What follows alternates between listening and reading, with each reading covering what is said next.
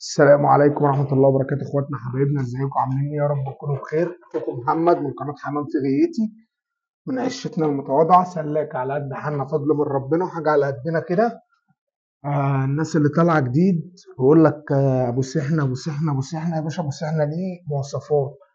في حاجة اسمها السرولة تلتين، مش كل فرد حمام بقى عظمته تلتين وشبعانة شوية يتقال عليه بسحنة. بس يا باشا فضل من ربنا، انتهى مش ذكر. ديت حاجة من الممنوعات اللي مش أي حد يعرف يجيبها. بص يا باشا، بص احنا بالتوب، الله اكبر عليه، توب مميز قوي فضل من ربنا.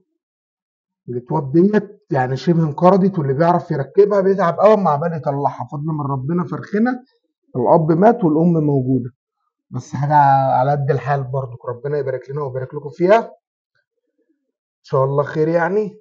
دي نتايه مش دكر، واللي بيطلع نتايه تحت القلش لو واخد بالك يا غاوي.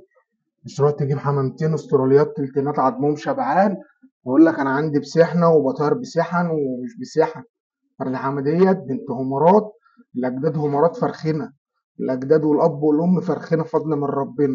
بنتعب عشان نوصل للمستوى ده فضل من ربنا سبحانه وتعالى. بس يا باشا عظمه بتتخانق. هوريك برضك حته فاكهه حلوه برضك، بس ادعوا لنا بالبركه، الله يبارك لكم واذكروا ربنا كده. صلوا على النبي. حته برضك ايه من الحلال. كل دول تحت القلش عشان بنجهزهم للموسم. طبعا احنا بنفرخ كام واحدة كده على قد حالنا، برضك من التواب الحلوة. نتاية برضك مش دكر. ما بالك بقى الديكورة عندنا عاملة ازاي. ان شاء الله شوية بس الديكورة تروق، لان الديكورة كلها في أوضة تانية واحنا فاصلينهم عن النوتي. وهنطلع فيديو برضك سبب ان ازاي يعني بنفصلهم ليه. فضل من ربنا، ادعوا بالبركة يابا.